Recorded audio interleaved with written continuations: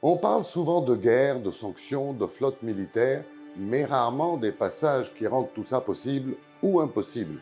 Les détroits, ces goulots d'étranglement naturels où l'histoire bascule.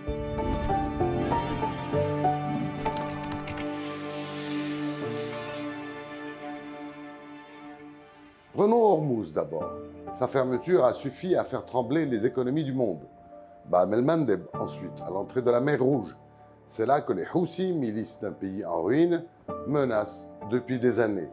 Résultat, les navires évitent la route, font le tour de l'Afrique et les coûts d'assurance explosent.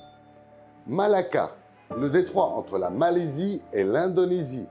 80 000 navires par an, la moitié du commerce maritime mondial. La Chine en est obsédée. Elle appelle ça le dilemme de Malacca. Si ce passage ferme, Pékin suffoque. C'est pourquoi elle construit des ports, des routes, des pipelines sur tout le continent eurasiatique pour en sortir. Gibraltar, entrée de la Méditerranée, 14 km de large, 100 000 navires par an, un toutes les 5 minutes. Un tiers du gaz et du pétrole mondiaux y transitent. 75% des marchandises importées en Europe passent par là. Et qui contrôle ce passage?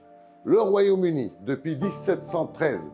Un rocher de 6 km² que Londres refuse de rendre à l'Espagne et équivaut toutes les flottes du monde.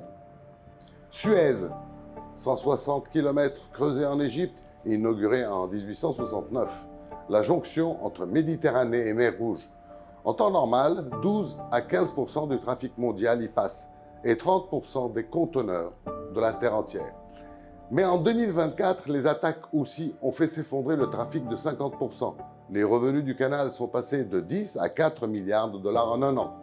Et puis il y a Panama, un canal creusé à la force des bras, inauguré en 1914. 70 km qui relient l'Atlantique au Pacifique. Les États-Unis en sont le premier client, 40% de leur trafic de conteneurs y transite. Le Panama a récupéré la souveraineté en 1999, après des décennies de contrôle américain. Depuis, Donald Trump réclame son retour aux États-Unis. Pourquoi? Parce que des entreprises de Hong Kong gèrent les ports aux deux entrées du canal. Washington y voit une intrusion stratégique inacceptable. Panama dit non. Ces passages ne sont pas des accidents géographiques, ce sont des armes permanentes et redoutables. Qui les contrôle le monde, ou du moins une bonne partie de ses nerfs.